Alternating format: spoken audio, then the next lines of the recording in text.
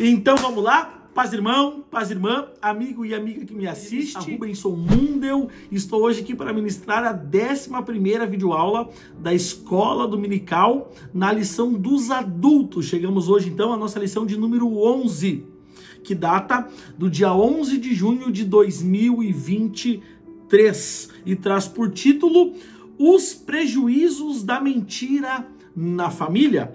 Nosso texto áureo está em Colossenses 3:9, que diz: não mintais uns aos outros, pois que já vos despistes do velho homem com os seus feitos. A nossa verdade prática: a mentira pode até dar flores, mas não produz o fruto para o bem. A nossa leitura bíblica em classe está em Atos dos Apóstolos, capítulo 5, do verso 1 ao verso 11. Vamos concluir essa parte introdutória, fazendo menção da nossa introdução, que diz: a história de Ananias e Safira foi marcada negativamente pela mentira que o casal proferiu no início da igreja. Ao longo da história da igreja pós-pentecostal, ou melhor dizendo, pós-pentecostes, no livro do Atos dos Apóstolos, um sentimento amoroso de partilha a respeito dos pobres dominava a igreja cheia do Espírito Santo. Duas características aqui importantes nós destacarmos. Primeiro, havia um sentimento mútuo de amor fraternal entre os irmãos. E o segundo, a questão que eu destaco, era uma igreja cheia do Espírito Santo de Deus. Continuando, para que os necessitados não tivessem carência. Alguns dos novos convertidos que tinham posses negociavam suas propriedades e depositavam todo o dinheiro recebido junto aos pés dos apóstolos para a distribuição aos necessitados. Então, uma igreja que cuida dos necessitados. 3 características que já destacamos aqui na introdução. Era uma igreja que tinha amor fraternal nela, era uma igreja que era cheia do Espírito Santo e era uma igreja que alcançava o necessitado. Nesse contexto, o casal Ananias e Safira deixou-se dominar pela inveja e o desejo de chamar a atenção dos demais. Por isso, eles mentiram contra os apóstolos da igreja. Nesta lição, estudaremos o perigo que a mentira traz para a família cristã. Além de tragédia espiritual, ela também traz uma tragédia familiar. Então já está aí o nosso resumo prático, claro e objetivo da nossa introdução. Eu já quero adentrar contigo aos nossos tópicos e subtópicos e, como sempre, resumi-los de uma forma prática, clara e objetiva. Você que está sempre comigo aqui no canal, eu te peço, deixa a tua mãozinha no like. Se porventura você ainda não se inscreveu no meu canal, se inscreve no meu canal, deixa um comentário abaixo dessa videoaula. Eu leio todos os comentários e respondo cada um deles. Você que está chegando agora, quem sabe pela primeira, pela segunda vez, você está aqui no meu canal, eu te peço, segura a tua mãozinha. Não precisa deixar o teu like ainda. Considera deixar o teu like, se inscrever no meu canal no final dessa videoaula. Se alguma coisa que eu disser agregar à tua vida, à tua família, edificar a tua casa, se eu trazer nessa lição um conhecimento que tu ainda não tinha, e isso for útil para você, então no final dessa videoaula, como forma de gratidão, tu considera deixar o like e se inscrever no meu canal. Vamos ao tópico 1. Uma conversão duvidosa. O tópico 1 ele tem 4 subtópicos. O primeiro deles, por que uma conversão duvidosa? Porque as atitudes do casal não revelaram a transformação de vida alcançada pelo poder do Evangelho. A Bíblia diz que o Evangelho é poder de Deus, né? Ô glória! Embora atraídos pela prática da igreja, simpáticos à causa do Evangelho, Ananias e Safira não corresponderam à obra de regeneração do Espírito Santo, ou seja, eles não foram genuinamente transformados. É importante enfatizar que, no início do movimento do Pentecostes, Ananias e Safira uniram-se à igreja local, passando a fazer parte dela. Entretanto, a velha natureza se revelava na hipocrisia, na cobiça, na mentira do casal. E quantos a gente tem no nosso meio hoje em dia que estão na mesma situação de Ananias e de Safira? Eles até foram atraídos pela prática da igreja, são simpáticos à causa do evangelho, mas não são convertidos, não foram transformados, não foram regenerados e estão dentro da igreja na mentira, no adultério, na prostituição. Ó glória, que Cristo nos ajude, que Cristo possa estender a sua mão de graça, de bondade, porque a Bíblia diz que o evangelho é o poder de Deus para transformar a vida do homem. E um texto importante nessa altura da lição está em 2 Coríntios, capítulo 5, versículo 17, que diz assim que, se alguém está em Cristo, nova criatura é. As coisas velhas já passaram e eis que tudo se fez novo. Glória a Deus. Você pode glorificar a Deus por essa palavra? Se alguém está em Cristo, nova criatura é. As coisas velhas passaram e eis que tudo se fez novo. Vamos avançando ao subtópico 2. Glória a Deus. A comunhão na igreja de Atos. Em Atos dos Apóstolos, está claro uma das características dos primeiros dias da igreja. Entre outras coisas, era a comunhão. Os convertidos a Cristo daquele tempo, advindos do grande grupo dos quase 3.000 novos cristãos, tinham tudo em comum, pois o Espírito Santo gerou no coração desses cristãos o amor generoso e voluntarioso. A marca dessa igreja era a ajuda mútua, pois seus membros vendiam suas propriedades e depositavam todo o valor arrecadado aos pés dos apóstolos, né? E esses 3.000 novos membros eram advindo da onde? Da primeira pregação do apóstolo Pedro. A primeira pregação que Pedro proferiu. Quase 3.000 almas, diz a Bíblia, aceitaram a Cristo. Então esse povo que veio adentrando nessa igreja, a primeira igreja, a igreja dos apóstolos, eles vendiam tudo que tinham. Por quê? Porque o Espírito Santo, ó glória, estava inundando a vida deles. O Espírito Santo gerou no coração daqueles cristãos generosidade e voluntariedade para com os demais.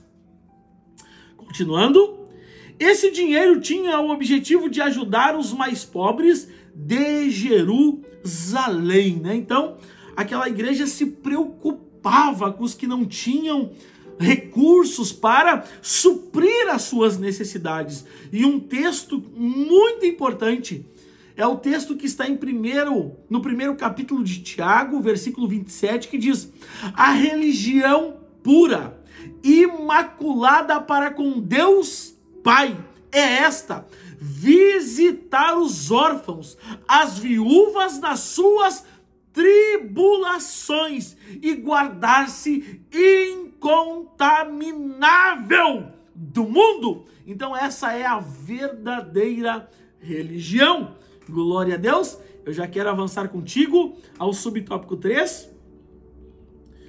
A inveja e a hipocrisia de Ananias e de Safira.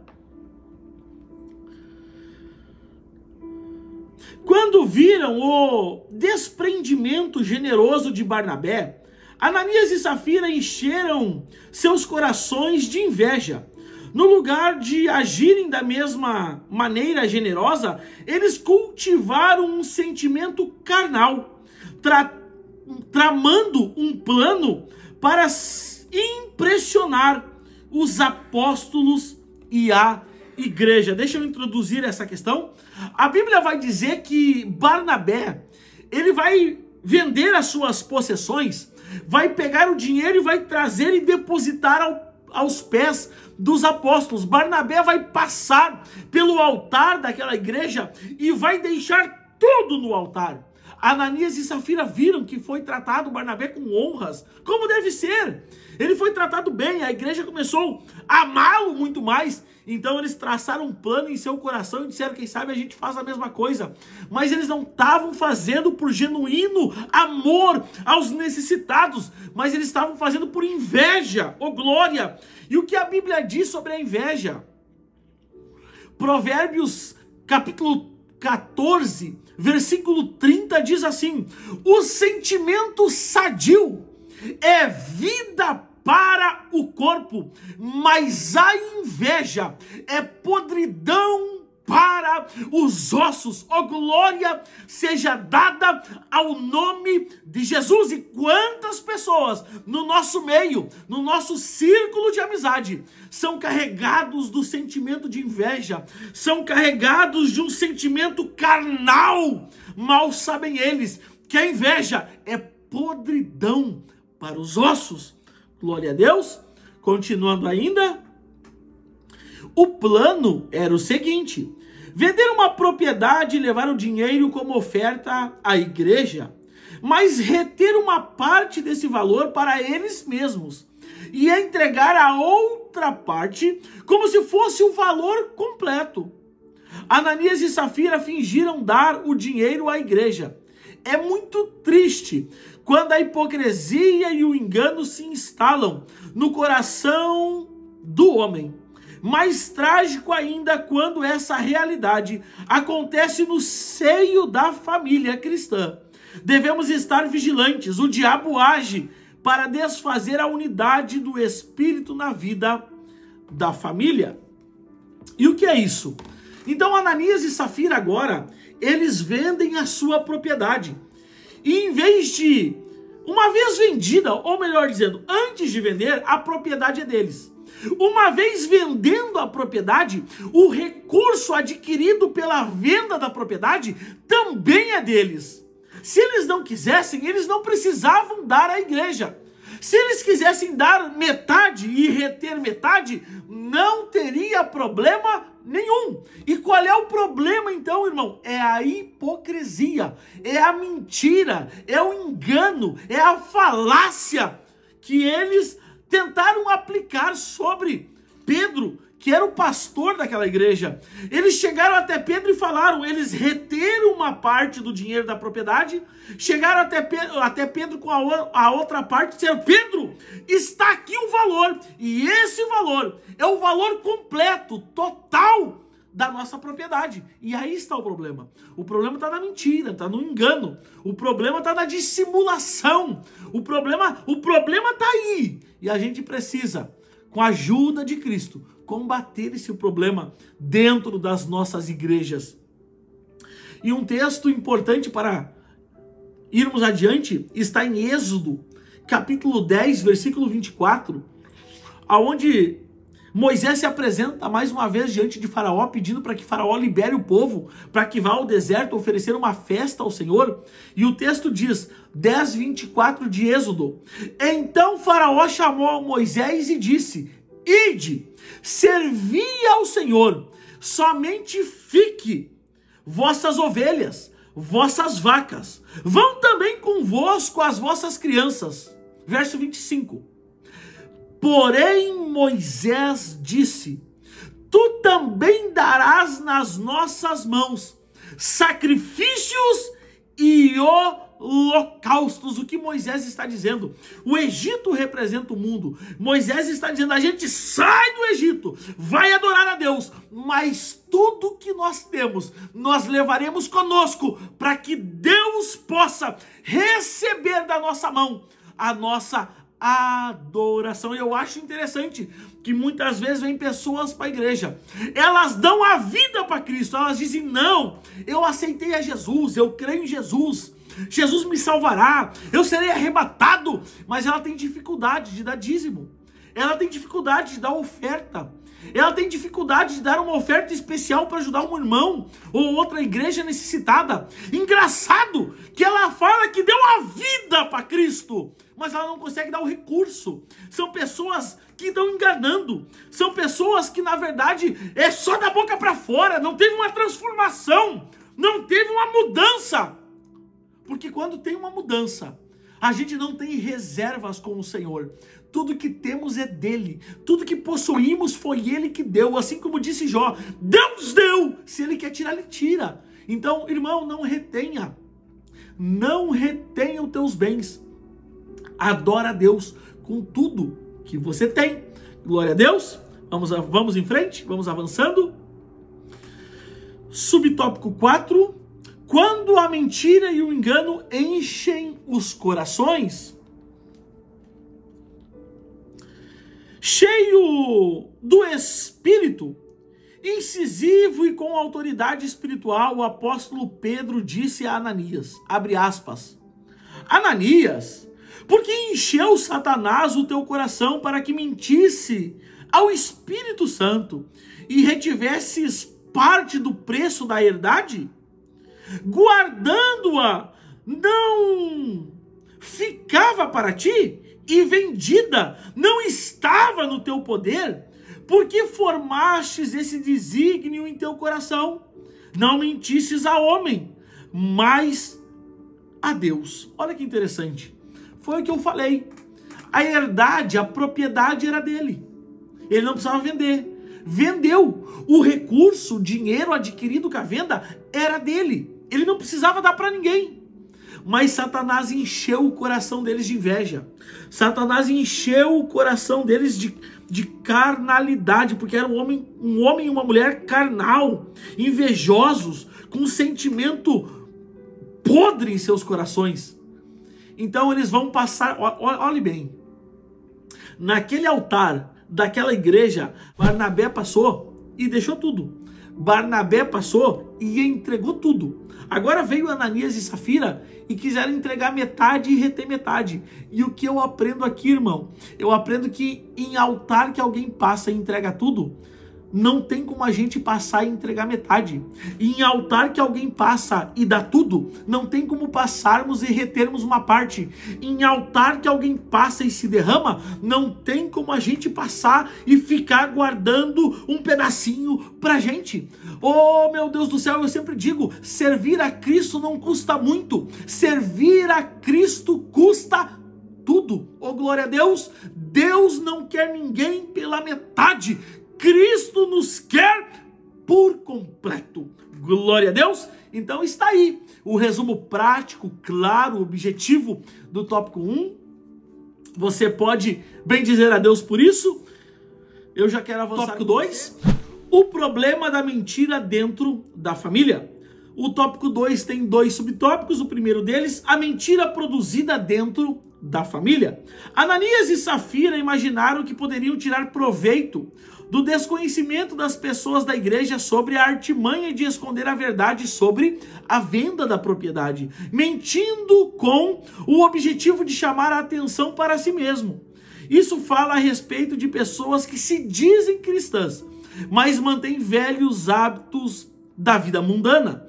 O Espírito Santo se entristece quando, dentro da família, esposo, esposa, filho ou filha, ou outros membros fazem da mentira um estilo de vida.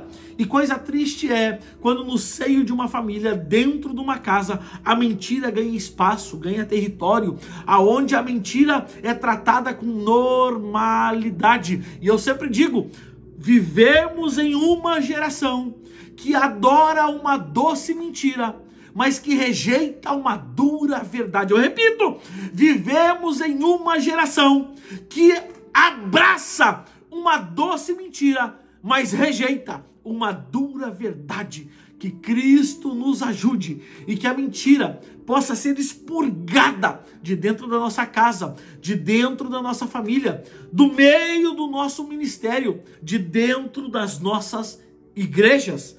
Glória a Deus, vamos em frente. Subtópico 2. Quem faz uso da mentira está dominado pelo poder da carne. Em Gálatas, o apóstolo Paulo descreve que a carne cobiça, né? A Bíblia diz que a carne milita contra o Espírito. E este se opõe à carne para que não façamos o que ela quer. Ou seja, se espera dos cristãos que crucifiquem a sua carne com suas respectivas paixões, isto é, vícios da alma. Assim, devemos viver dominados pelo Espírito Santo. Toda e qualquer mentira, por mais ingênua que possa parecer, tem sua fonte no diabo, que é o pai da mentira.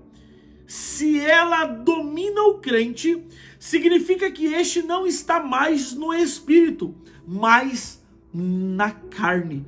E eu recém no subtópico 1 falava de uma geração que adora, que abraça, que anda de mão dada com uma doce mentira, mas que rejeita uma dura verdade. E eu tenho uma dura verdade para falar para você agora.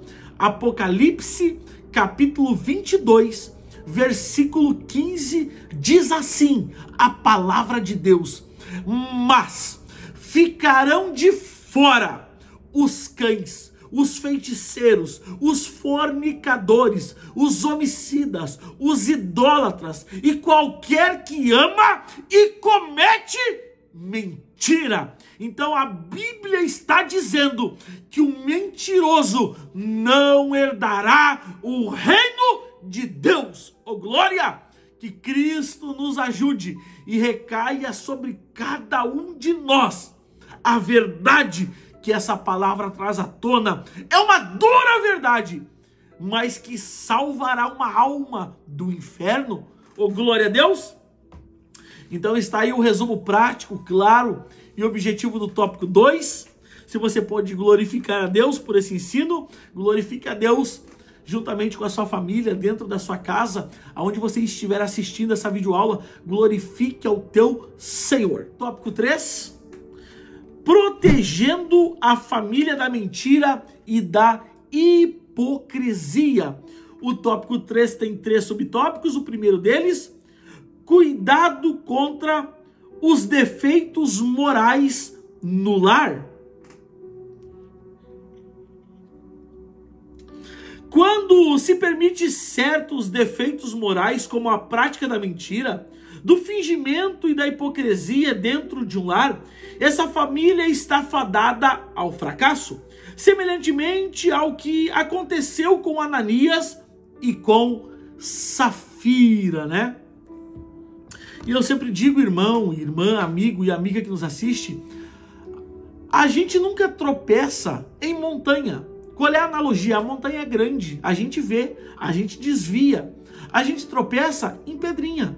E o que é isso? É uma concessão hoje, uma concessão amanhã, uma mentirinha aqui, um ludibriar ali, uma língua comprida aqui, uma punhalada ali, outra mentira ali, uma pornografia aqui, e a gente vai abrindo pequenas concessões, e quando a gente nota, já estamos amarrados pelas cadeias do pecado, e o inferno já nos aguarda. Mas irmão, que lição dura, é dura mesmo, é uma lição dura mesmo, mas a gente não pode ter aliança com a mentira, a gente não pode abrir concessão para as obras da carne. Oh, glória a Deus! Um grande profeta, ou melhor dizendo, um grande pregador já disse que inferno e pecado estão casados, a menos que o arrependimento cause o divórcio. Alguém que anda aliançado com o pecado da mentira, da prostituição, da língua grande, da punhalada,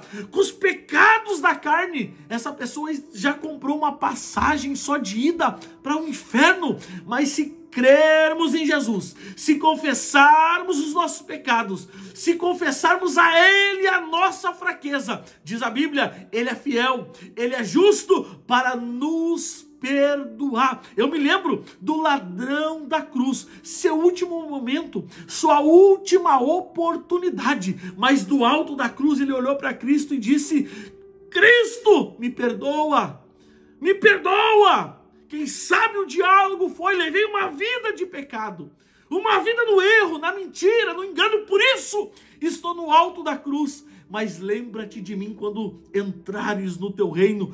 Cristo achou sinceridade no coração daquele homem.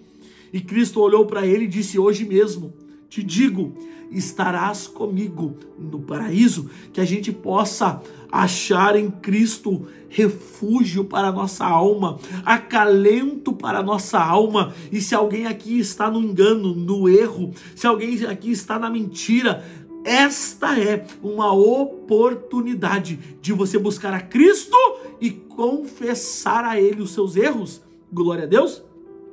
E um texto importante, Apocalipse 21:8 diz: mas quanto aos covardes, aos incrédulos, aos abomináveis, aos homicidas, aos fornicadores, aos feiticeiros, aos idólatras e a todos os mentirosos, a sua parte será no lago que arde com fogo e enxofre, e essa será a segunda morte. Preste atenção, a Bíblia diz, eu vou repetir: aos incrédulos, aos covardes, aos abomináveis, aos homicidas, aos fornicadores, aos feiticeiros, aos idólatras. Mas quando chega nos mentirosos, a Bíblia diz: a todos os mentirosos, a sua parte será no lago que arde com fogo e enxofre. Que Deus nos ajude e que tenha misericórdia da nossa vida. Vamos avançando? Subtópico 2. Precisamos agir contra a hipocrisia e a mentira. Ninguém está livre de se achar dominado pelas mesmas hipocrisias e mentiras que se acharam no casal Ananias e Safira. Por isso, a Bíblia nos ensina que não podemos trocar a verdade de Deus pela mentira, como fazem as pessoas dominadas pelo pecado. Aos servos de Deus cabe fazer um autoexame diante dele contra a hipocrisia. Sim, a consequência direta da mentira é a hipocrisia. Esses dois vícios são obras carnais que podem dilacerar uma família. E da onde procede isso, irmão? Procede do diabo. Não, eu vou repetir. Procede do diabo. A única paternidade que Deus atribui ao diabo na Bíblia é a mentira. Aonde está isso? João capítulo 8, versículo 44 diz: vós tendes por pai o diabo e quereis satisfazer os desejos de vosso pai, que é o diabo. Ele foi homicida desde o princípio e não se firmou na verdade, porque não há verdade nele. Quando ele profere mentira, fala do que lhe é próprio, porque é mentiroso e é o pai da mentira. Então está aí um alerta para a nossa vida. Irmão, se alguém se acha nesse estado aqui, abra mão disso agora. Não tem mentirinha, não tem meia mentira, não tem mentira, é mentira. E isso é combatido por toda a Bíblia. A Bíblia não tem aliança com mentiroso. A Bíblia não tem acordo com pessoa hipócrita, pessoa... Que Deus tenha misericórdia de nós, irmão. Que Deus tenha misericórdia de nós. Que Deus tenha misericórdia da nossa vida. Irmão, pecado é pecado. Não tem pecadinho, não tem pecado. Pecado é pecado. Mas Cristo já pagou o preço pela nossa alma.